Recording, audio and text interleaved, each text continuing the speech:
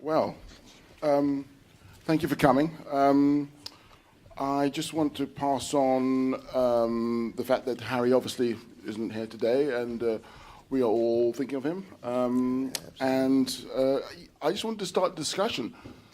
I'm very happy to have Mr. Cornell West, Dr. Cornell West, and the whole idea of May Day, the 1st of May, Workers' Day. I remember as a kid, and my father, who worked for London Transport, he was a builder, and that was a very big day in our house, because the political aspects of Workers' Day, and of course we had a national holiday on that day. But Mrs. Margaret Thatcher moved that day. She could actually do that. She could move the holiday, so there wasn't a Workers' Day. There wasn't a May Day anymore.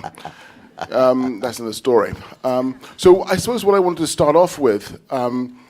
Can we get the first image, please, of Mr. Paul Robeson?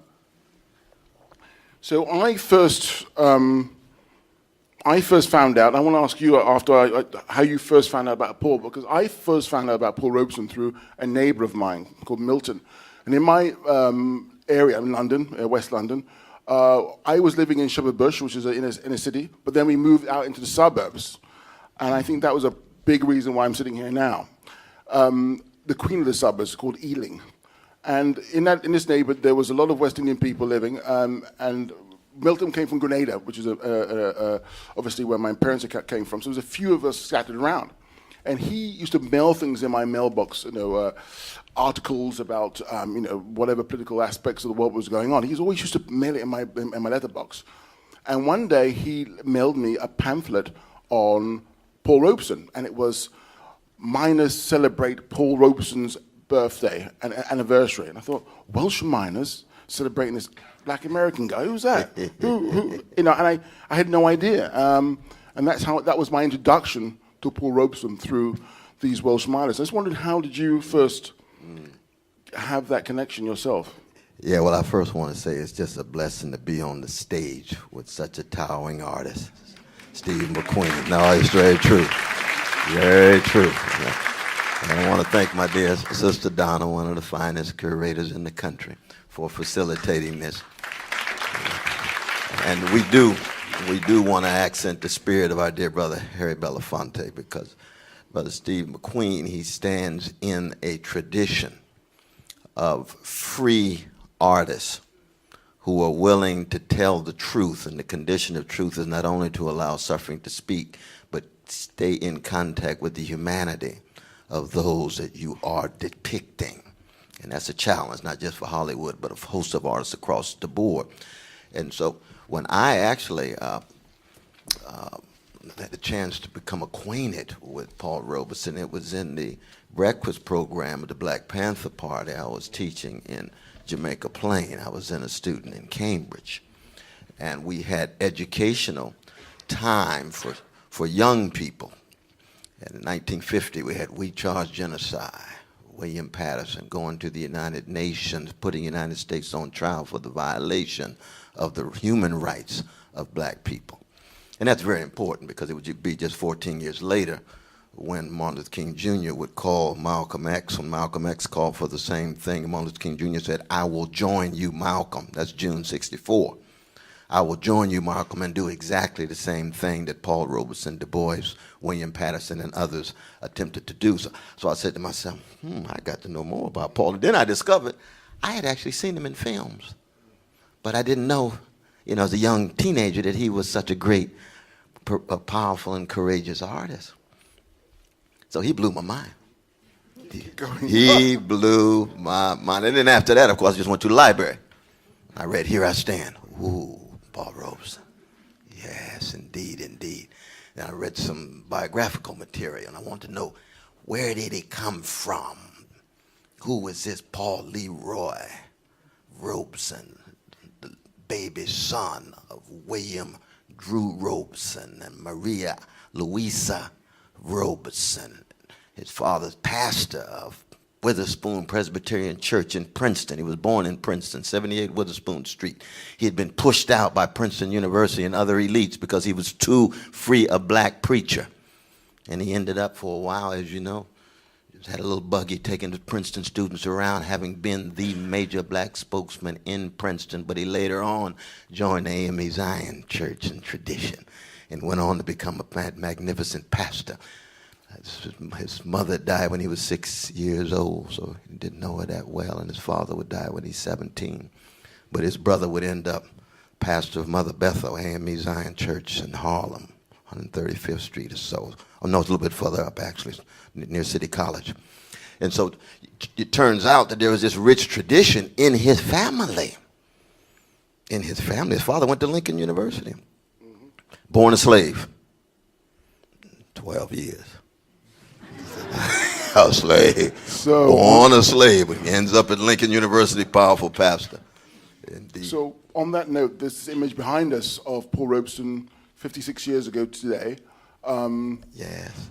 It's pretty a powerful image. I mean, it's in Glasgow. I mean, you know, Queen's Park. I've been there. You know, thousands of people. I think what for me, what was so important about Paul when I was growing up, learning about him, was the fact that it was all about, I think, the whole idea of travel. When you have African American man who goes outside of America, and then he finds out, he discovers a bigger world and a perspective on himself. It's almost like the telescope has turned, and now he is the thing which is being looked at in perspective of the world, where it was the other way around when he was in the United States. Malcolm did the same. James Baldwin did the same. Or jazz musicians did the same. And it was about having a world perspective in order to find out what was going on back in their yard, but also what was going on in the world and how they changed, how that really sort of impacted them. And, you know, we have authors now going off to live in other countries because they want to have a bigger perspective. I was always surprised. I was always shocked in a way that how many people don't have passports in this country and how many people do not travel to have more of a global aspect to who you are in your position in the world. Because it's not, it's like looking at your feet when you can actually be looking around you. I don't know if you have any ideas about that. No, that's those powerful points, though. Very much so. It's very interesting. In a certain sense, Jack Johnson is one of the great symbols.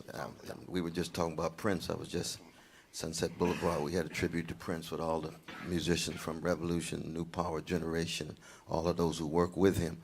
And Prince would always talk about Jack Johnson. That was his favorite figure. Wow. I did not know that. Yeah. Ralph Ellison, trading 12s with Albert Murray.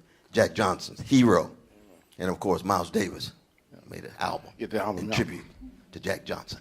What was it about Jack Johnson globally on the international stage? The only space of fairness in white supremacist America was a boxing ring where you had fair rules, and under those fair rules, he's knocking Vanilla Brothers out. Now, what does that mean? It's an acknowledgement of black humanity. It's an acknowledgement of black excellence. It's an acknowledgement of black mastery of craft and art. And when he first knocked a white brother out, there were riots all across the nation, including right here in New York City on the subway. Front page, black man knocks out white man under conditions of fairness. Ooh. That's subversive just at a symbolic level. So that's Paul Robeson, who becomes the most famous Negro in the whole world. I would say 30s and 40s. I would say there was a moment when he was the most famous person in the world. Famous person in the world? Well, because let me explain. That's interesting, my brother. That's interesting. Let me pull that back in. Yeah. Allow me. No, what I mean, you know, Paul sang. I don't mean actually language he actually spoken, but he sung in 11 languages. He was in China, he was in Russia, he was on the front in Spain, you know, in Paris. I mean, to be intimate, to be intimate. And what I mean by intimate, because you're singing a population's language, you're breaking their heart with your voice. You have, and people knew him. I'm just saying, at a certain point. Well, maybe a bit of a boast, but not too much of a boast, I don't think. At a certain point, he was one of the most famous people in the world. Fact. Kill me. No, that's a fact. No, you got a strong case. You make a strong case. I mean, given the fact that, you know, most of the people in the world were Chinese, whoever was the leading Chinese singer could have been the most famous, you know, in terms of numbers, you know what I mean? But it's true. I mean, I was thinking of FDR. I mean, usually the heads of the empire, those the elites at the top, become highly visible all around the world for a variety of different reasons. But when it comes to that intimate connection, I love you to talk about that. That's true. Because when he's singing both the language that he grew up in, English, and then singing the 20-some other languages he knew, he's making soul connection with people that FDR was not making. No, exactly. And I think, when you think of, Black America, when you think of, translating, when you think of reach, when you think of music, you think of musicians, and that pierces any barrier, any kind of moat, any kind of armor. It pierces it, and that humanity, that love, that versatility, that ability to do that is so far-reaching. But now you have to bring your body there as well as your voice. That's what I mean by Paul. And Malcolm and so forth. Because when they were outside, I mean, there was a famous quote about Paul Robeson that Paul became African when he went to London, because he was meeting so many international people there that he put himself into that sort of position as an African, not necessarily as a Negro. That's exactly right. Meeting the African leaders who would move into powerful positions on the continent and so forth. They went to school there. No, I think you make a powerful point. And there's a sense in which the art and the music had already gone international, and he was actually going as one of the representatives of it, because the blues had already gone, the spirituals had already gone, Jubilee singers had gone to Europe and created an economic foundation for Fisk University way back in the 1860s and 1870s, and Mr. Europe himself taking his band all around Europe itself. James Europe, he was black. I was about to ask you who James Europe is. Yeah, he was a black band conductor. He got there before. Did I get that right, James Europe? Yeah. I got that right? Now I want to make sure I got that right, though. I just got off the plane, so you can't. Hey, isn't your arms tied with holding that camera phone? Isn't your arms? We'll give you the tape. We'll give you the tape. You can watch us. Relax. Okay. Well, I thought he was taking a picture. Oh, that was. No, he's filming. You got stuck on that thing. We'll give you the tape. We'll give them a tape. I see. I got you. Yeah. Okay. Right. I see. Relax. No, but James Europe had already traveled with black musicians all over Europe. Yeah. That's before Fletcher Henderson and other Duke and Count and Billy Eckstein and the other great ones. So this quote is on Paul Robeson's grave, and I just think this is such a powerful. I mean, to have that on your tombstone, I think is just pretty amazing. And in relationship to, again, I think we have to bring the present into the now, as always. And I think in relationship to unfortunate Prince's death, I think it's interesting what we were talking about beforehand. I think it's a very powerful statement. I think, for the last, 20 or more years, that's what Prince was talking about, that autonomy and writing slave on his face. I wonder if you could talk a little bit about that as far as freedom is concerned, as far as art, and what Paul represented in a way that how you could use your art in a way to sort of, how can I say, use your art as a way to start a debate in order to sort of create as such. Absolutely. I mean, in some ways, it goes back to Plato excluding most of the poets from the Republic. That's one of the greatest tributes to art in the history of Western literature. Because anytime you're excluding poets, that means they have tremendous power. If you dismiss them, they're just trivial entities. But if you exclude them, it's powerful. Well, black music, black art has always been something that the powers that be have to keep close control over, because it provides a foretaste of freedom for an unfree people. Artists in that sense are the vanguard of the species. I mean, Shelley himself says in the great revolutionary pamphlet in defense of poetry, poets are the unacknowledged legislators of the world. He's not talking about versifiers. He's talking about all those who have the courage to use their imagination and empathy to conceive of an alternative world, vis-a-vis the world in place. So art has that utopian possibility and power of allowing us to imagine alternatives to the present. Every status quo does not want people to imagine alternatives to the present. 12 Years a Slave was about what? The humanity of a black people whose humanity had been thoroughly called into question.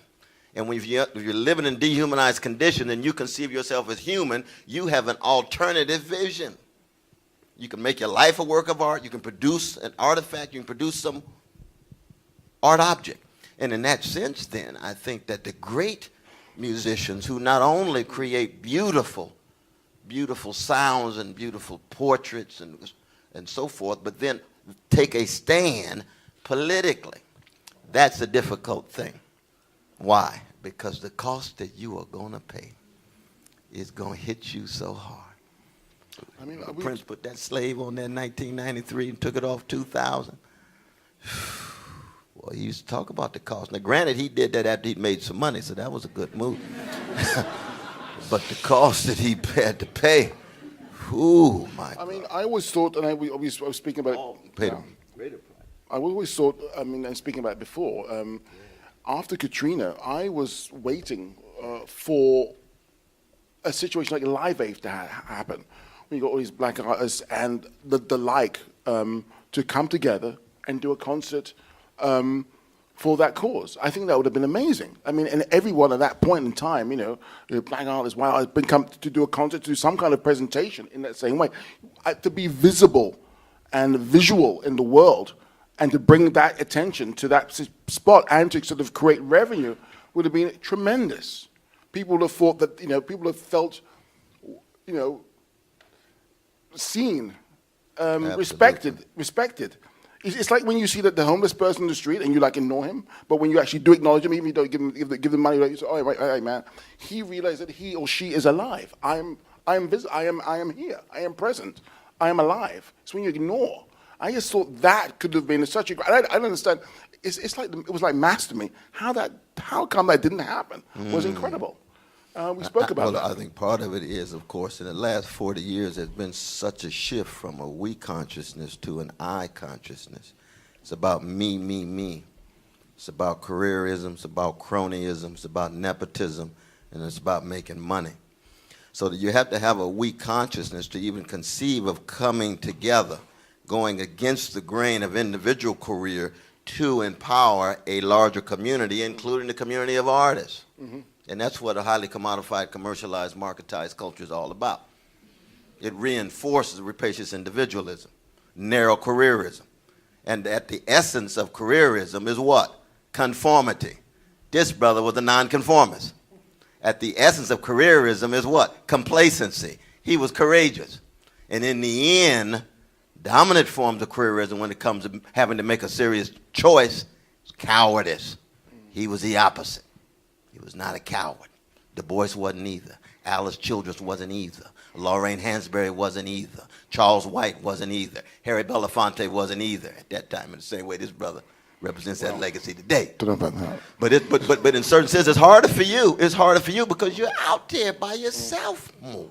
I'm pretty vain. You know what other artists coming around? Well, I suppose what I'm saying is that if everyone came together, yes, then you have some power. Yeah, that's true. I mean, if everyone just comes together, then you know that's it. Those are the rules. You know, there's no if but or maybes. You've got to come. You've got to pass through us, and that's it. I think. How many artists defended Prince? Yeah. About the number of black people in the National Hockey League. Exactly. Yeah, no, he was out. He was out there all by himself. He was out on his own. Everyone was like, he's mad. What is this? And slavery. That's and how do you put slavery on his face? It's outrageous. How can you call it? And now everyone, look what's happening now.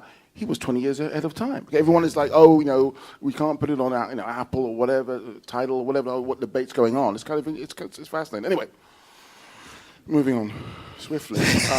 No, but I mean, with this issue of art is a fascinating one. I think, for example. The greatest entertainer in the American empire today is Beyonce. Mm-hmm. She got control of her body, she got control of her money, but she's no Aretha. Mm-hmm. Tell us why. Why? And the reason is because, and this is connected to Robeson, you see. The reason is because Aretha is a soul stirrer as opposed to a body stimulator. Mm-hmm. That she comes from the depths of her soul and the dark corners of her heart. The genius that she has of mastering her craft is there, But each performance, she brings her big soul and heart and puts it on the table for us to partake, to constitute a communion and a community. Whereas these days, in the culture of superficial spectacle, you have titillation and stimulation with bodily gyration. I ain't got nothing against that. I'm looking like everybody else, you know what I mean? I'm a Christian, but not a Puritan, you know. But I'm also coming to have my soul stirred the way Sam Cooke and Johnny Taylor and Lou Rawls come out of the soul stirs the way Luther did. Well, can't you have both? I mean, Prince, talk about now, titillation and sex and God and everything else. I mean, gyration and pumping and humping and, jiving and funking. I mean, I quite like that. I quite like both. I mean, that's just me. I love sexy going on is something else. Don't get me wrong, I love Aretha, but I like both. It's true, but then at the same time, no, Prince will sing The Cross. Yes, true. Prince will sing Mother's Child. Black day, stormy night. Come on. Oh, no love, no hope inside. Okay. Cause he's no. Come on, y'all. Oh, Prince, we love you. We love you. That's real. I mean, Prince, but he's like Marvin Gaye in that sense. You see, he's got sexuality, he's got spirituality, so intertwined together. So let's get it on and what's going on.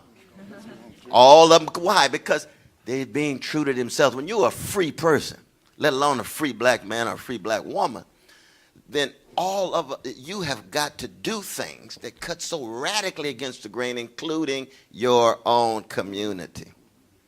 Including your own community. And that's what Paul Robeson had to do. You see, when you read the vicious attacks on this brother by the Walter Whites and Roy Wilkins and Carl Rowans and others vilifying, demonizing. I mean, since when has he made any contribution to the struggle? He's been only concerned about his career. And you say, quit lying, you petty bourgeois Negroes. You all are so maladjusted to a status quo and a Cold War liberalism. They're critical of Cold War liberalism. They're concerned about a critique of the empire. And they're concerned about critiques of poverty. And Martin Luther King Jr. would have the same kind of response when he made the shift in 65, 6, and 7. And that's why when he died, 72% of Americans disapproved of him, 55% of black people disapproved of him. He couldn't go to churches. He couldn't go to certain black contexts because he was extension of Hanoi, given his critique of the American imperial subjugation and war in Vietnam. You see, but that's the same tradition, and yet now, of course, now that the worms got him, everybody's in love with him. That's how it is. That's how it is. I mean, what's like courage.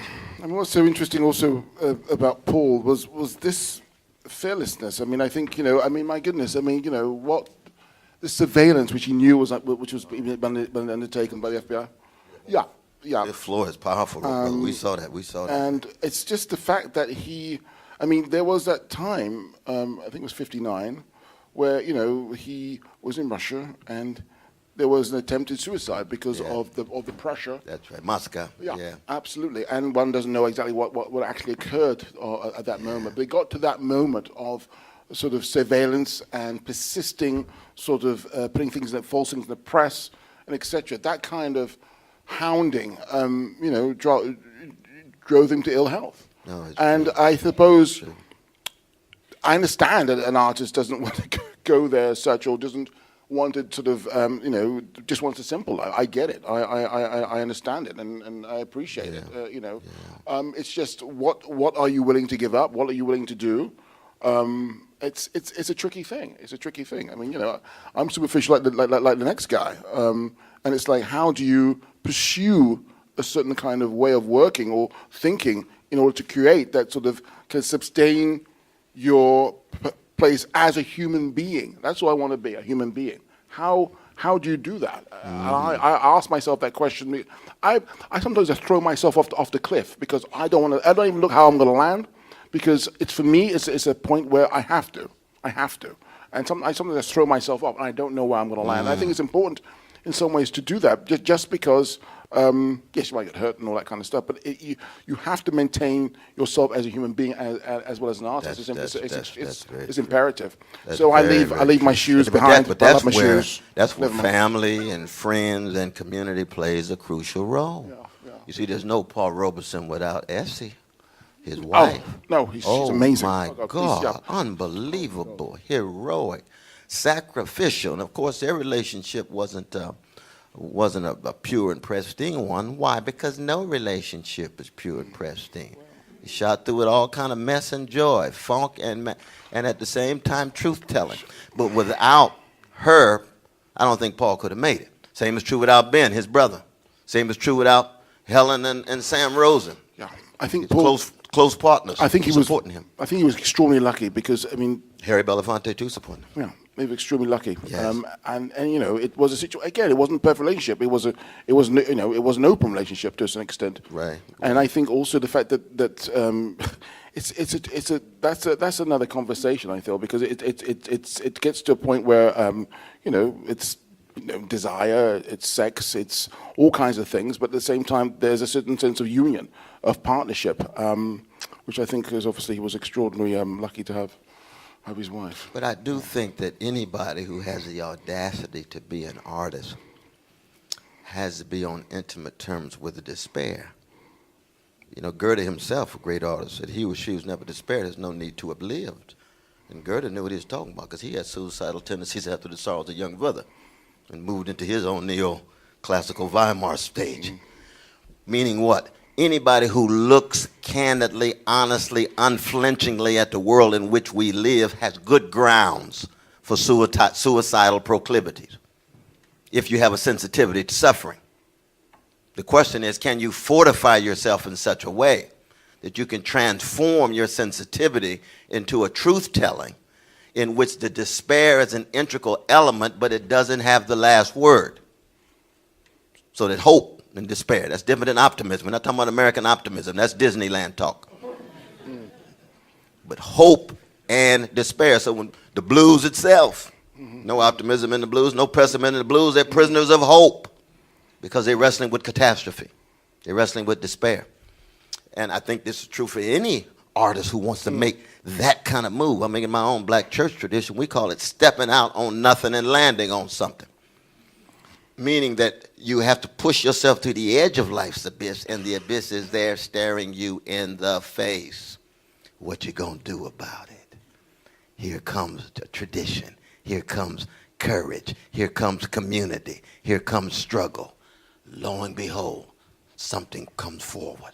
A sound, a story, a narrative, a poem, or a life tied to a movement. And you get change and transformation. Then, of course, 3 steps forward, 2 steps back. Back and forth, back and forth. I mean, the last 10 years of Brother Paul Robeson's life, 4951 Walnut Street, Sister Marion's in Philadelphia. He's going to 31 Grace Court in Brooklyn Heights, visiting Du Bois, both of them under FBI surveillance, and Paul's under house arrest. That's serious. The 2 greatest, at least black male, freedom fighters in their own ways, with their own blind spots and limitations, under house arrest. Malcolm, Martin, same thing. Fannie Lou, same thing. That is the cause.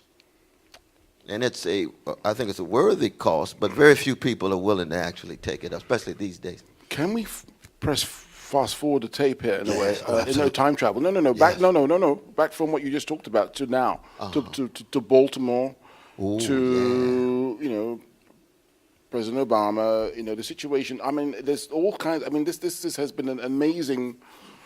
I mean, his presidency has been amazing 8 years in a way, in what has happened in that time. And I have been just. I mean, again, I feel that there's. Okay. Let's take Obama's administration as far as our art is concerned. I feel that at a certain time, I think certain artists felt they had the authority to make work that they wanted to make because there was this black president. I really do believe that. I think, I mean, for myself, absolutely, there was an authority that I could do this. And I think some reasons why this film was made was because Obama was in office. I don't think it would have been made very easily outside of his office. Mm-hmm. And of course, there's been many other artistic sort of endeavors done in last sort of in his administration, but also the whole impact of Baltimore, the sort of the ripple effect and so forth in what you're talking about. Can you talk a little bit about that? Yeah, I think that there's no doubt that there was going to be a number of consequences, both positive and negative, of something as historically unprecedented as a black man and black family in a White House built primarily by enslaved Africans. And so one of the positive effects certainly is a certain kind of straighten one's back up, certain kind of self-confidence, a certain opening in white power structures so that they're much more sensitive to peoples of color, but especially black folk, given the fact that they see a brilliant, charismatic black man almost every day on television. So at that symbolic level, that can never be denied. And I think in many ways that's going to be one of his grand contributions. Now, when it comes to substance, that's something else. When it comes to substance, that's something else. I mean, you got every 28 hours a black or brown person shot by a policeman security guard for 9 years, and not one policeman going to jail as a result of federal pressure. See, that's Keith Sweat moment. Something just ain't right. Well, it's interesting. There's no translation of that black power into protecting these vulnerable ones in the way in which the White House protected Wall Street executives. You see, when Brother Barack met with Wall Street executives in March of 2009 and said, I stand between you and the pitchforks, I am with you, I will protect you, he's been true to his word. Not one of them going to jail. All kind of crimes committed on Wall Street, across the board. All they got to do is just pay money and never acknowledge that they did anything. Well, that to me is criminal, given in addition to the crimes they committed. You see. But Jamal and Letitia get caught, gone.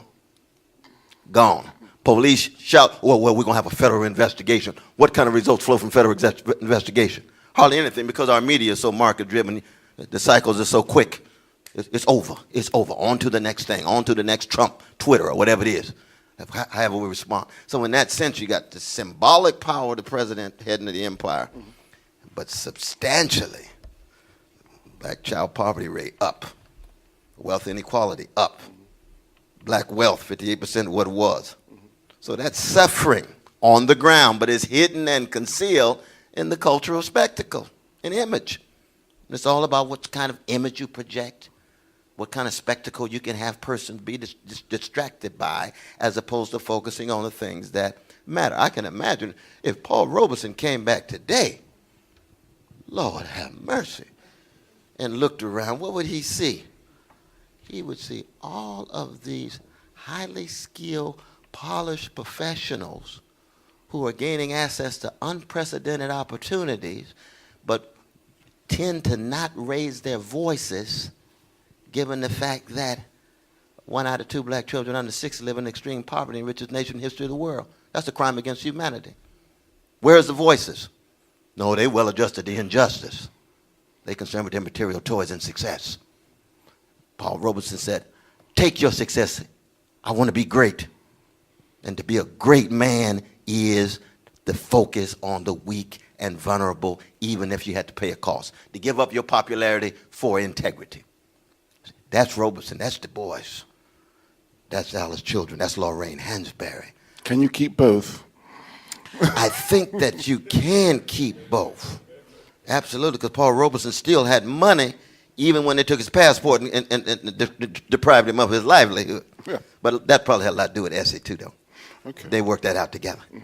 So, they worked that out together. I mean, but I want you to be both successful and continue to do what you do. You use your success to be a truth teller and a witness bearer. And that's very important.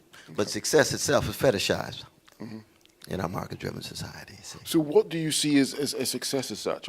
As any artist or any kind of situation or someone in the public eye, what do you see as success as such? It's a strange word. I mean, it's very odd. No, success is material toys, trophy spouse, living large in some vanilla suburbs, high visibility, and think your sheer success is a substantial contribution to the struggle for freedom. So that's a confusion of the gravy train with the freedom train. You can have all the black faces in high places, as I just noticed. We got black president, black attorney general, and you got black Homeland Security cabinet member, and yet folks still catching hell. Decrepit schools, jobs with a living wage not available, indecent housing, and then trigger happy policing.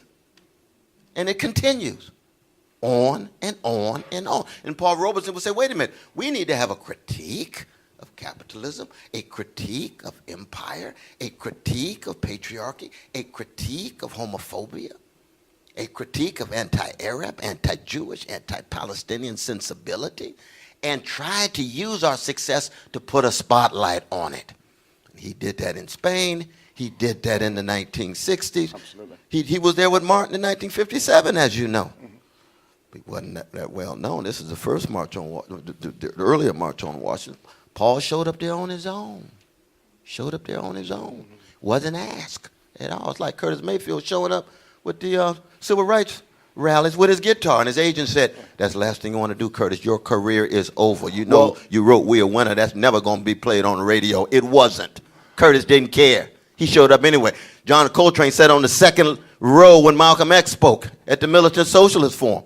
They said, "Train, you are losing your mind. You associated with Malcolm X. My favorite thing is going to be your last record."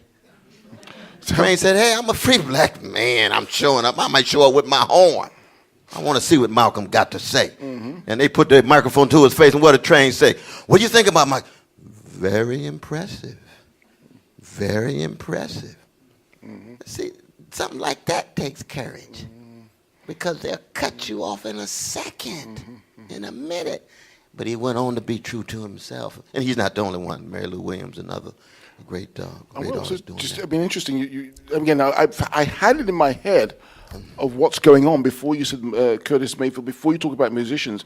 I mean, I think that album, was it 71? Please. That's right. April 1971. Was such a tremendous, I mean, of course, I was only 3. In fact, no, it was 2. I remember it very well. I think you were just 2. Yeah, I remember. Of course I did. 69, right? 69, 2 even. You're just 2 years old. I'm not doing myself any good here with my... Anyway, I look younger than I look. Move on. No, that was such that album, again, it's interesting, isn't it, how one goes back in time to sort of get references to, what things would happen. But I remember listening to the album for the first time. In fact, I listened to it the first time when I was 16.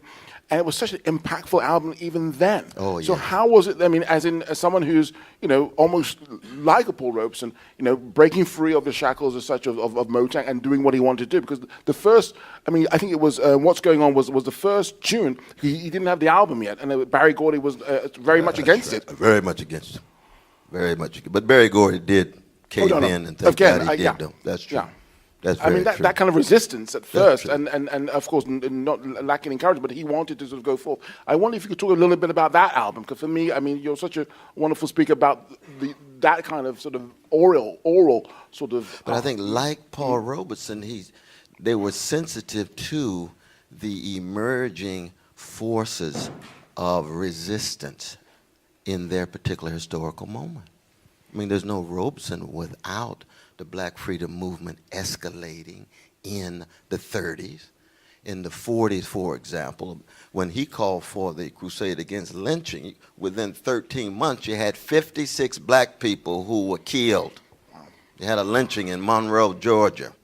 You had major attacks on black folk in Tennessee and so forth. And the boys, so that they were sensitive to what was going on in the larger community. Same is true with Marvin Gaye. By 71, what's happening in 1971? Good God, since 1955, you got 16 years of intense social motion and social movements. And Malcolm's dead in 65, Lorraine's dead in 65, Martin's dead in 68. He's writing it in the 70s, and then, of course, his brother's just coming back from Vietnam. That's the second song on the album, What's Happening, Brother. Yes. He's sensitive to what's going on. And he's being true to himself. And by being true to himself, it means he's just not reflecting. A great artist is always a thermostat, not a thermometer. It's true. A great artist got to shape the climate of opinion, not just register it the way the thermometer does. Well, most artists these days are really not just thermometers, but they're copying copies. They're simulacra. Whereas Paul, he's original. Marvin's original. Aretha's original. What's interesting to me about what you just said, it always gives me goose pimples when I think of Paul sort of, these passports being taken away, Yes. and him singing in front of 10,000 or more people on the border of United States and Canada in front That's of the right. workers. Exactly. He couldn't be defeated. And the art, that's why I mean piercing the armor and breaching barriers. That's right. In order, because the intimacy of that music brought you more closer to him. And for example, I mean, again, he's singing on the Spanish front in the Spanish Civil War. The most amazing thing for me about Paul was when he took his passport and him singing to people was there was a concert hall in London. I think it was, when was it? Where was it? It was 40. It was I think it was after the war. It was just after the war. Could be 46, 47, and there was a concert for Paul saying "Let Paul Sing." Okay, it could be in 50. I can't remember the exact date. Let Paul Sing, but it was the most weirdest concert in the world because Paul wasn't present. It was sold out audience, over 1,000 people in the auditorium. He was singing in the United States, but it was one of the first times there was, the cable that they sort of trailed over the Atlantic. It was coming down the microphone, and it was sold out. Wow. And there was this microphone on the stage, empty stage, and of course they didn't know what it was going to sound like. Everyone was like, "Oh my God, it's going to be terrible," whatever. And then there was this, "Hello, is Paul there? Hello, Paul?" And it was crystal clear. And everyone was, hey, clapping when they heard him. Wow. And he was singing, I don't know where in the States, he was singing in his house to this packed audience in London. And the concert was called Let Paul Sing. And it was amazing. Could you imagine? I mean, it gives me goosebumps now. That's true. That art can actually pierce armor. There's no barrier. So, of course they're going to stop artists or try to stop artists. And it's one of those things where I just feel that what's necessary now, I feel, is and of course, what Prince wrote this song about Baltimore, whatever, but the possibilities of what can actually happen through visual, audio work, any kind of work. It's just amazing. That always gives me goosebumps. That's a powerful. And that connection with Europe, the connection to the outside, is very important. I mean, just like I'm British. I'm born in Ealing, West London. And I've been coming here. Most of my family are from the United States, but there's the situation where one has to travel, one has to see the world, one has to understand what's going on in Paris, what's going on in Belgium, what's going on in London, Amsterdam, etc., to understand what you are in the context of the world, not just in those places, but everywhere else, Middle East, so forth and whatnot. Very important. Absolutely. Our dear friend Paul Gilroy talks about this in terms of the interplay between R-O-O-T-S and R-O-U-T-E-S. So that the roots that you have allow you to dig deep in your particularity, to get in contact with both your humanity and the humanity of others, so that the routes that you take have substance and have real content. Because you can end up with a homogeneous universalism way at the top that's not rooted in anything, and you end up with just market-driven culture, which is oftentimes just noise rather than song. But at the same time, if you dig deep enough, because he was digging deep in his roots. He's singing the spirituals, he's singing black music, and then he's connecting it with other people's roots so that that human connection is made. But it's a human connection that is empowering so that other people can take seriously what's on his gravestone. You see, who's willing to stand at this book? Here I stand. Not in a self-righteous way. I think Paul Robeson was wrong on Uncle Joe when he talked about Stalin. Stalin's a gangster. He's a thug. I know that. I grew up with gangsters and thugs. I got gangster proclivities myself. He's a gangster. But he saw Stalin as an option that was supporting decolonization in Africa and other parts of the world. So he ended up having his allegiances that oftentimes in his public language, we know privately he was saying something else. So then in that sense, you say, wait a minute, what is this Uncle Joe business? He said, I want to be consistent across the board. You tied to the wretched of the earth. They got wretched of the earth in Russia and the Soviet Empire too. And the same is true across the board, but most importantly, he was willing to do something that was so unpopular that he got vilified, and then you had to really then defend him, given the vicious vilification of J. Edgar Hoover, who had done the same thing to Marcus Garvey, same thing to Malcolm, same thing to Martin. Well, the thing about gangsters or such, of my fair share of dodgy people, and, Yes. is that they're so seductive. They're great. They're just they seduce you. They say and of course that's what happened with Paul. But at a certain point he found out what was actually going on. But there was a very strange situation. You find out what exactly is going on, but to go back to the United States and say that means that of course you were wrong, but also it cuts the foundation from your feet. Yeah. So what do you do? And it was it was a very unfortunate peril for him. Absolutely. And all that work he was doing, because there was something which was very righteous what he was doing, but promoting as such or supporting a situation which it was very difficult. How do you do that? I mean, again, I sympathize. I mean, in hindsight, we'll say, you should have done this, should have done this. But, at that time, in the height of Jim Crow, it's very difficult. And, what he said in Paris, can we do the... 1949. If we get the 49 image on, please. That's the next one. Maybe it's the next one, next one after. We could go back to these. Yeah, I mean, this is... look at that fire. Look at that fire in his eye. My God, my God. Can you talk a little bit about that?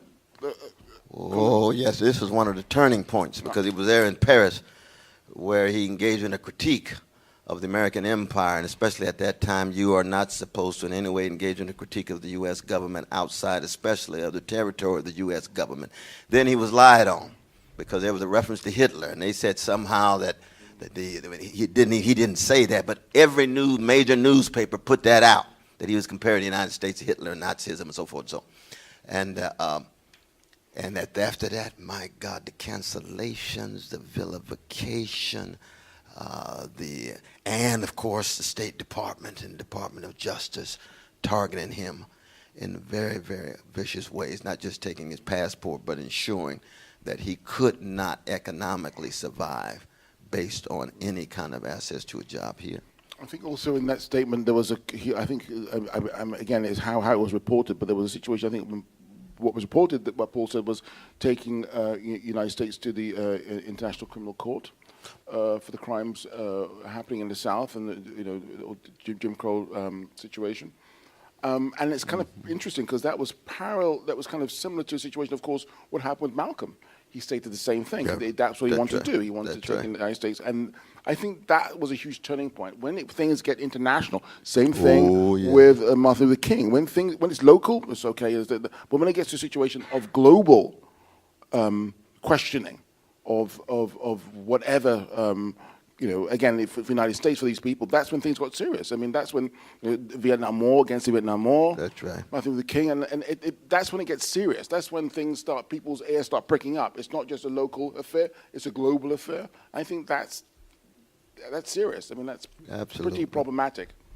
But Paul Robeson, I think, early in life was taught that to be a force for good in a consistent way might result in you dying, and he was willing to die. He experienced it with his father already, you see. Early in his life, and experiences at Rutgers, he was the only black student there, the only third black student in history at Rutgers, valedictorian, about 13 different sports, letters, Phi Beta Kappa junior year, you see. Then goes to Columbia Law, goes to Wall Street for a while, but a white secretary refuses to take dictation from a Negro, so he leaves and moves to Providencetown and meets an Irish genius named Eugene O'Neill, who embraces him. Eugene O'Neill was a serious anti-racist Irish brother. Not just brought him into the plays. All God's children got wings, and what some of the others. How do you think that Paul's father was? I mean, again, Emperor Jones. Sorry, Paul's father was influenced because, of course, he was a preacher. I mean, I want to ask also about. I mean, religion in all three of these. You think about Malcolm, you think about Martin Luther King, you think about Paul. I mean, and all in between. I mean, religion has been such again, I mean, of course, when Paul said he was an atheist, again, maybe obviously the influences of socialism and whatnot, whatever. But how do you think that played a part in who he was and others? It was fundamental. I mean, he used to give sermons in place of his father at the AME Zion Church after he was kicked out of the Witherspoon Presbyterian Church in Princeton. He went down to Somerville in New Jersey. He lived with his father one-on-one because his brothers and sisters had left. His mother had died. It was one-on-one. And they had conversations. He would give speeches and sermons to his father, with his father as the audience. It's that kind of intimacy, and that kind of equipping himself and preparing himself. And his father was profoundly religious. Now, in the end, he would certainly become agnostic and atheistic as a result of his own excursions in secular thought and Marx and Freud and so forth. But the spirituality, back to the roots, because see, roots is not just a matter of having cognitive commitments to religious claims. You can be thoroughly agnostic and in love with Aretha, but ain't no Aretha without the black church. And all she does is just pick up the microphone, start singing, and you're going to hear the tradition of the black church music. James Baldwin was like that, agnostic. He said, I can't write without Bessie Smith. Now, of course, Baldwin comes out of the black church. He said he had to leave the church in order to preach the gospel, which is often the case, given the narrowness of the churches. But those roots are there, those deep spiritual, cultural roots, and they remain there for Paul Robeson. And, of course, during his time in which he was under house arrest, one of the few places that would allow him to speak publicly was his brother's church, Mother Bethel AME Zion Church up in Harlem. It was one of the few places. He's an alpha brother. I'm an alpha. Martin Luther King's an alpha. Donny Hathaway's an alpha. Du Bois is an alpha. Even the alpha brothers oftentimes pulled away. Too controversial. And his best friend, W. Du Bois, kicked out in 1948 of the NAACP. He's a co-founder of the NAACP. Same thing. Pushed back, isolated, marginalized, but sustained by a spirit and sustained by cultural expressions, but both of them agnostics in terms of their religion. So we got a situation also now with a movement, a groundswell, an organic movement, which I think is really beautiful. Black Lives Matter. Yeah. So it's such a beautiful thing. It came about through people wanting to get together to do something, and that anytime something like that happens, it's not just it's organized in a way that it happened through the ground, through the soil, up to people, in a way that people are coming together and talking and discussing and organizing themselves. I mean, do you have any contact with the people who are involved in that, and can you discuss them in relationship to Paul? Oh, absolutely. In fact, we're having a big meeting in Chicago with all of the major young leaders, not just Black Lives Matter, hashtag. There's a difference between the hashtag of Black Lives Matter and the motion on the ground, trying to become a movement. The corporate media likes to appropriate certain individuals at the hashtag level, incorporate them quickly. But on the ground, the ones who went to jail, the ones who are still organizing, sacrificing, and so forth, that is very important. But keep this in mind, because it's not solely political. It's very much like the slave insurrection, like Gabriel Broser's slave insurrection, that began with the funeral of a slave child. And Gabriel said, I can't take this no more. And that wasn't just political. There's a level of disrespect that certain folk reach a point they can no longer tolerate. And when Michael Brown Jr.'s body was on that street for 4.5 hours with the dogs urinating on it and the mother and father standing there and couldn't gain access to it, it wasn't political in resistance. You can only disrespect us so much. We got to do something. That's what was happening. That's deeply spiritual and cultural. You got folk with a variety of different ideologies. No, we're not going to put up with this. This is too much. And you got folks straightening their backs up and standing based on those words, the gravesite.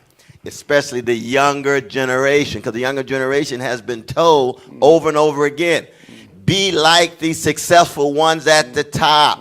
The system works. All you got to do is work hard. And they said, that's a lie. We refuse to believe that. We got to do something. We got to do something. We got to do something. We can't just do it by voting We for gotta the do next something. black mayor Yeah. and governor. What did Tef poll say? I voted for a black president twice and still got shot. And that's just symbolic. There's structures here, there's systems here that need to be contested. And of course, that's just the beginning of the conversation. More and more young folk, not just black folk, because you had a lot of white brothers and sisters, brown brothers and sisters, red and yellow, but younger ones. I mean, it's the Bernie Sanders crowd. The other way. It's the young ones on fire. Okay. Empire Jones. Oh, there's Eugene O'Neill, there you Yeah, go. yeah. So, yeah. This example, we got to do something. We got to do something. I mean, sometimes it's difficult. Sometimes to do something in the situation of not having the power or the resources or the facility to actually bring something about in a sphere where you can reach people because you don't have the power, you don't have the infrastructure to do that. Or you're denied that because of your ideas or because of what you want to do. And that is a huge issue. How one can get ownership and control in order to sort of produce what they want to produce. Because often things are shut down because of certain ideas that people want to do are not seen or deemed as, deemed as political, or deemed and perceived as something which is not, how can I say, wanted, to be quite direct. Yeah, And I think that control is the key, but one has to have that, but it's very difficult. If it's look at the studios, look at the cable companies, the television companies, the record companies. How did you work that out with your magnificent artistic film? I mean, you got Hollywood, which there's not a black person in Hollywood who can greenlight a film. No. You got one in Atlanta who can greenlight, but he's into Medea and things. We pray for him.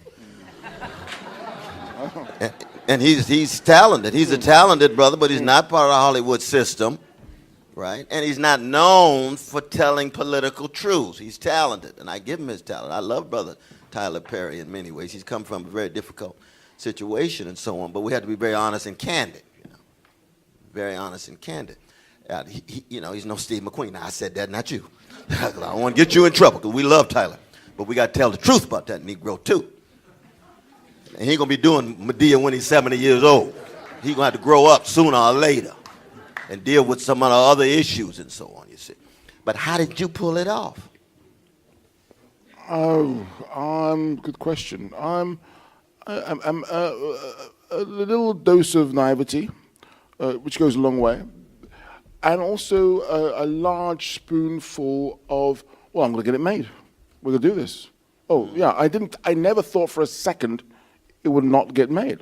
I didn't. And a lot of people were saying, oh, really, I don't, it was saying, oh, I don't think that's going to get made. Do you know what I mean? People were, but I was like, oh, really? I've done everything. Up until now in my life, I did everything I've wanted to do.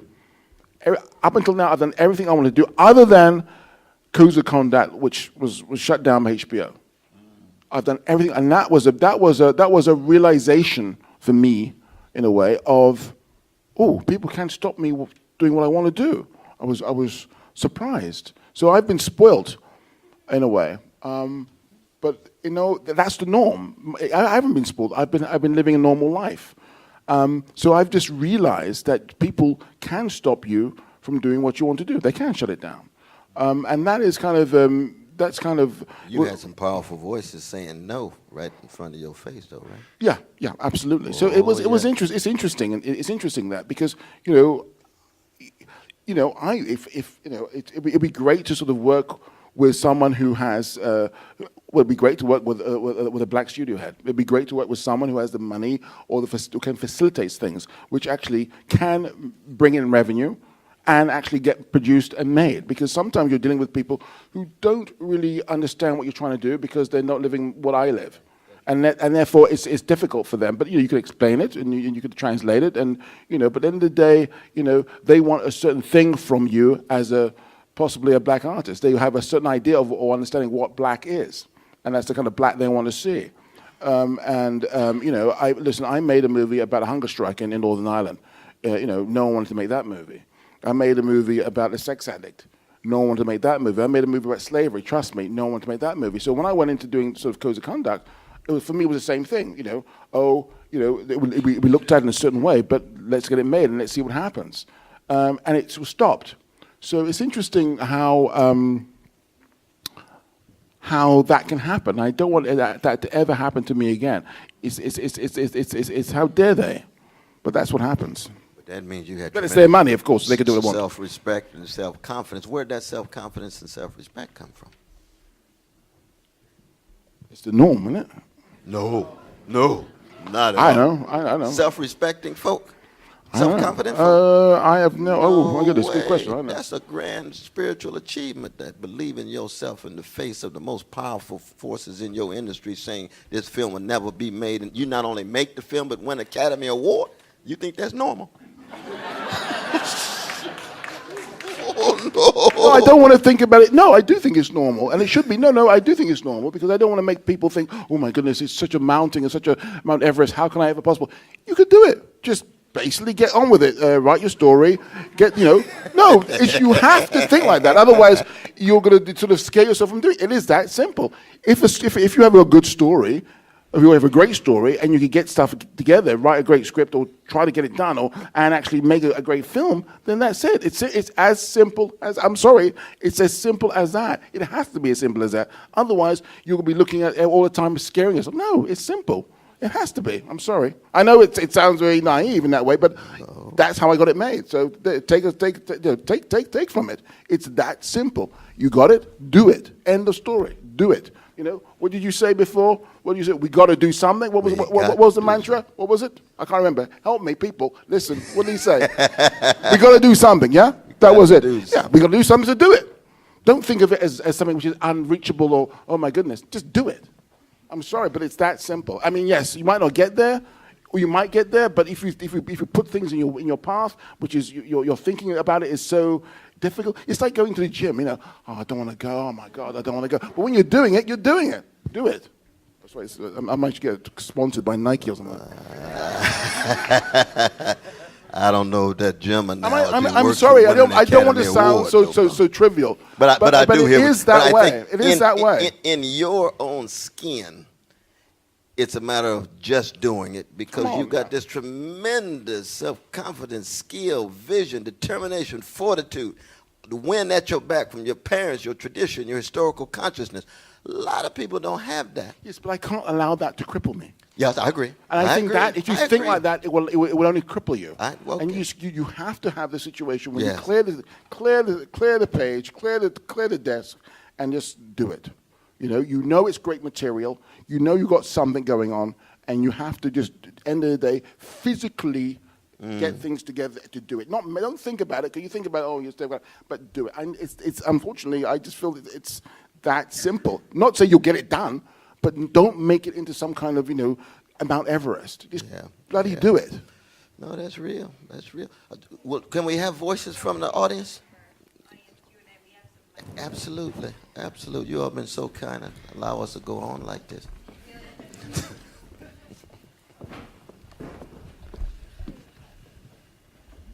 Yes, my dear sister. Should we have okay.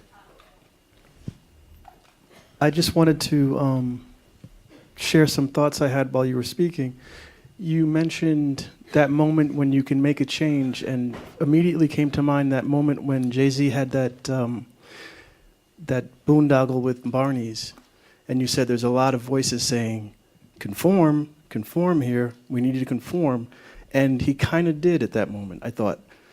I mean, we all lived that together pretty much, but the other thing was early on you said that this media wants us to be alone, and the whole community of we doesn't exist anymore. And recently, there's a show that kind of makes people want to be together, and it's called Game of Thrones. I know it's just a media show, But HBO shut down the possibility of that. And it's kind of, it was striking. They made the lawyers issue letters to bars that were letting people gather just to watch a TV show. And I thought, wow, that's so amazing. They want us to be alone so desperately so they can market to us individually and control us that they won't even let us gather when there's, and it's so rare that there's a show that people actually want to watch together. And it's like a real moment for everybody to join up in a communal way. And boom, they shut it down. It was shocking to me. What do you think about that? No, I mean, I'm unacquainted with that, but it makes a lot of sense. I mean, marketeers want constituencies and they want consumers, whereas freedom fighters want citizens and they want communities. There's a qualitative difference. Freedom fighters want organizing and mobilizing. That's not the same as Internet's connection. Internet can be used for community, but it can be used for a whole lot of other things too. But we do live in a moment in which the atomistic individualism and the careerism is so dominant and so pervasive that you have to cut radically against the grain. I mean, communities require integrity, honesty, and decency. Markets are about cupidity, mendacity, oftentimes, false advertising. Not all the time, but often the case.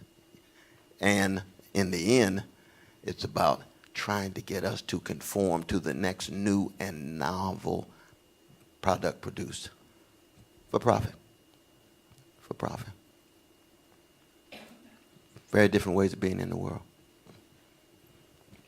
We live the tension. Cornell, I was just wondering if you could talk a little bit about your thoughts on the work upstairs, because I was very interested in the fact that specifically that piece is about the file that the FBI put together on Robeson because of his association with communism, or what people assumed that he was a communist, and the time he spent in the Soviet Union. So could you talk a little bit about your response to that specifically in Robeson's history? Yeah, one is that the any person who musters the courage to tell the truth about America in regard to white supremacy will be subject to targeting by the repressive apparatus. FBI here, CIA outside. Especially if you're trying to organize and mobilize. So what I saw upstairs was not just the fact that they were trying to connect him to the Soviet Union, but that he was trying to awaken black, white, red, yellow, all colors together to bring a critique and a movement that would fundamentally transform the states. And the fact that they could try to link him to the Soviet Union and the Communist Party and so forth was for them motivation to squelching it. Because they did the same thing to Martin Luther King Jr. And they had signs of Martin Luther King Jr. all throughout the South. Martin Luther King Jr., communist coon. Now, Martin Luther King Jr.'s relation to communism was about the same as my relation to, Eskimo feudalism. I ain't got nothing against the Eskimos, but that's not, something I think about. So that it's these lies. That's when mendacity comes in to hide and conceal their own criminality. And yet it's very real because, again, as I say, we never want to view any one of these figures as isolated individuals. They're part of a tradition of struggle. There's Claudia Jones, very close to Paul Robeson. She died within the same 6 weeks as Malcolm X, as Lorraine Hansberry, as Nat King Cole. We lost all four of them within 6 weeks. Robeson gave one of the eulogies for Lorraine Hansberry. It's a powerful eulogy.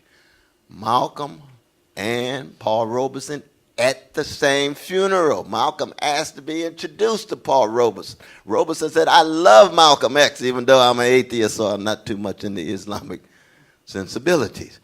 But he said, no, this is not the moment. I'm too overcome. Malcolm was, of course, assassinated within a matter of weeks, so they never got a chance to meet.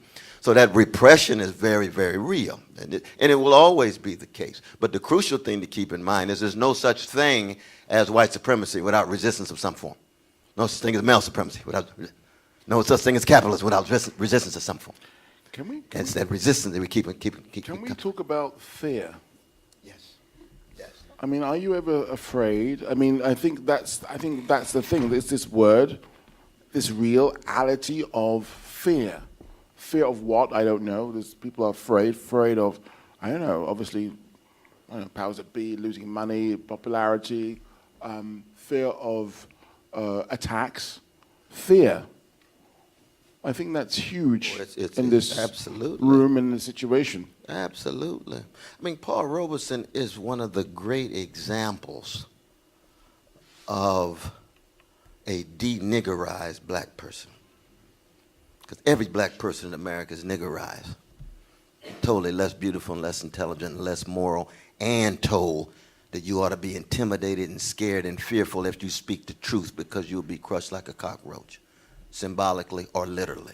So you just keep these people full of fear. You don't have to worry about a transformation in your status quo.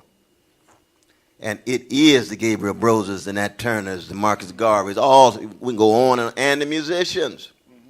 They say, no, we got to deniggerize this niggerized people. And this is different than Larry Gilmore calling the president an N-word, which happened last night at the White House Correspondents. You heard about that? No, what happened? Yeah, Larry Gilmore at the very end, he talked about, and Mr. President, I want you to know that you my nigga. Right on national TV all around the world. They got a big controversy about it, blah, blah, blah. No, that's a distraction. A niggerized person is somebody who's afraid to talk about how the vicious legacy of white supremacy is wounding people. It's not some kind of frivolous dialogue for mainstream media. He was deniggerized because he had fear. He worked through the fear, and it made him courageous and fearless and brave to tell the truth, knowing he could die. Malcolm was a deniggerized Muslim. Martin was a deniggerized Christian. Donny Hathaway was a deniggerized, we don't know what Donny Hathaway believed, but he could sing. But you have to have that freedom. But you got to work through the fear. And this is part of the problem. I mean, part of the problem these days in terms of our professional class, we've got a lot of black people, got a lot of money, a lot of status, and some of them got a lot of power, but they're still scared. So they just niggerized professionals. They still scared. They won't tell the truth on the job. They won't be in solidarity when it's time to struggle. Look at all the hip-hop artists who talk bad in the studio. But when it comes to Ferguson, how many of them down there? Yeah, exactly. That's I why. tell 'em, That's why I said right at the beginning about the sort of a Band-Aid-like situation with Katrina. Katrina the same way. That would have been a great. Absolutely. I mean, you know, it's we been go amazing. to a lot of these artists, man. Y'all thought you was one of the biggest, baddest motherfuckers come down the pike, man. You scared of going in the street?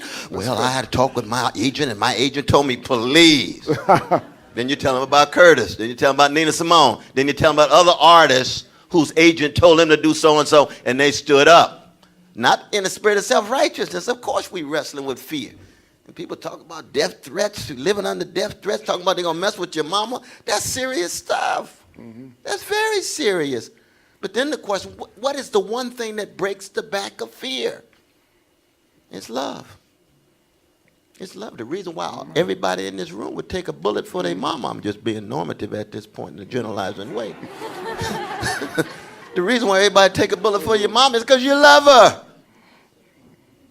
Now, you ain't going to take a bullet for me and Steve. Y'all don't know us well enough. We appreciate, we understand that. Even though with this brother, I'd take a bullet at least in my arm, maybe not the heart yet. But, oh, yeah, because he represents the younger generation of my tradition. That's the tradition I've been willing to die for, passing it on to him and the others who come along because it was passed on to me. And they were willing to inject me with a love that breaks the back of fear. Robeson had that kind of love in it. She's been. Listen, I want to thank you so much for talking about fear and what it can do to you. And my question is that today I learned more about Paul Robeson and what he did and how he stood up than I did from the display in which surveillance and what the government is doing, has done to innocent people that is front and center. So my question for you, Steve, is you show on both screens the surveillance, and you hear the redacted passages and that sort of thing. But did you consider having the other screen show some of the miraculous, courageous things in the year, 1920 and so on, when Paul Robeson was living? No, I didn't. What I was interested in is those documents. I was interested in just what they were. For me, these documents were like sheets of music, and I wanted to play the music, like we have. Sometimes we get things obviously on the paper, which is numbers, Roman numeral, crossed out, redacted. So every description which was on that piece of paper, that sheet of music, I wanted, as well as the fact which was written, I wanted to have that sort of analytical description of what was going on. It was very important for me, very important to sort of have it as it is. Those are the facts. That's what happened. That's what was being read on, that's what was being sort of looked at. It's almost like a Braille. Every bump, every fold, every crease, every word, I wanted it to be vocalized. It was very important, and to hear the music of the piece. So one could you could talk about whatever happened in there, what happened there. I'm interested in what happens in the room with this piece, and how it sort of translates, how it sort of gets into one's sort of veins, into because when you first get in there, you sort of you maybe you get in there, there's people milling around and whatnot, and you sit down, and obviously you're tuning your ear almost like a radio dial, and then you get you're hooked in, and then you're in this flow of sound, audio of what happened, as well as seeing things which pass you, reading sentences and maybe a phrase. So it's and the whole idea of end credits, because often, if I gave you the Paul Robeson, the audio, what we have right now, when I first presented it was 11 hours of audio. Right now we have 20 hours of audio. When we finish it, it'll be 72 hours of audio. That's how lengthy the documents are.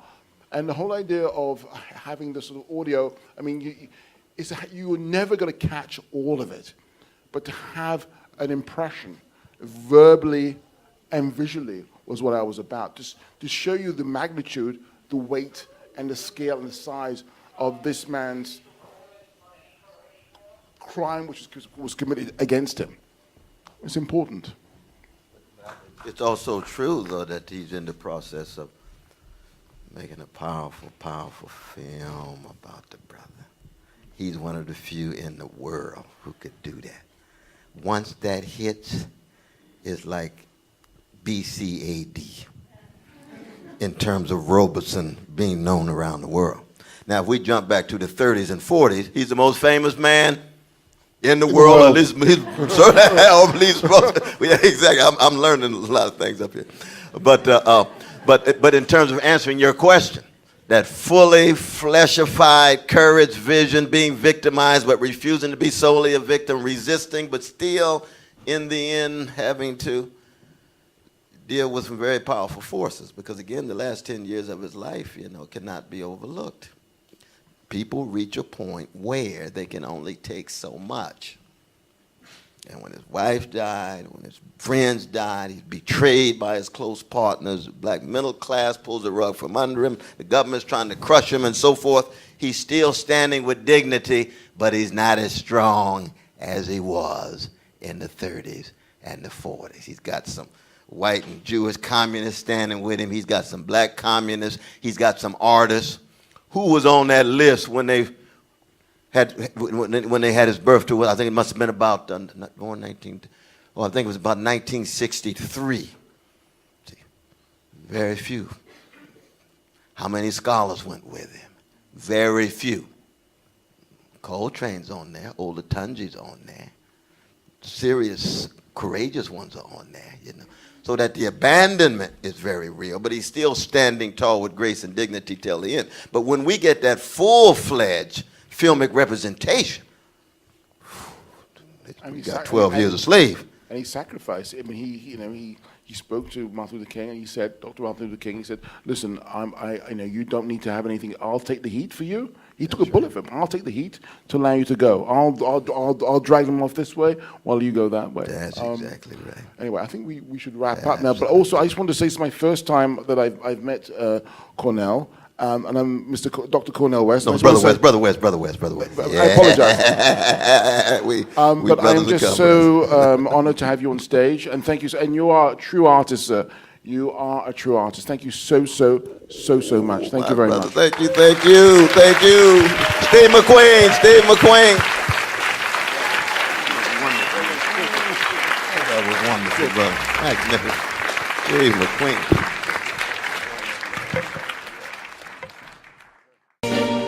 Yes, I've been living inside of you, but I guess it's time I set me free, and there's nothing that you can do. I hope you can see. I can't seem to keep people around me, cause I'm scared that they might know the truth all about me. Then they might doubt me, there's no other route. I wanted to shout, but it's too late now, cause I'm drowning. Got two-faced like I'm a clown, man. Life is too great, no, it's astounding. I'm in good shape, ma, but you know that I'm drowning like a cup in a cage. I can't cope with this hopelessness, though I try to be open and go with it, but I'm soaking in the pain like the wind never stop flowing in. As I'm floating in a glowing river through a golden gate, trying to motivate. Yeah, I do my fucking best, but there's two voices in my head, I just can't. I just fucking can't. Yes, I've been living inside of you, but I guess it's time I set me free, and there's nothing that you can do. I hope you can see me. Yes, I've been living inside of you, but I guess it's time I set me free, and there's nothing that you can do. I hope you can see. Babe, what you acting like this? You be fine, trust me, just in time we get along. No, leave me alone. Why, yes, can you see that you are alone, big? We're now sitting in our own throne, big. We need nobody, can you see it through? But it's not you whom I should be listening to. Guess what, big? Nobody fucking needed you. No, and nobody fucking needed me. Yeah, they never needed us. Like when they nailed Jesus up, there's no fucking heaven that they don't believe in us. But they my friend, I'm the only one that you can trust. Yeah, god damn it, you an idiot. Go online, be a slave for the media. Like you forgot what your father said. Are you serious? Look at yourself, big. You fucking idiots. Yes, I've been living inside of you, but I guess this time I set me free. Oh, I love you. I love There's you. nothing that you can do. Funny guy is always, I see. I hope you can Can you see. see it, baby? There's no one else. Yes, I've been living inside of you, You have to accept it. but I guess this time I set me free, and there's nothing that you can do.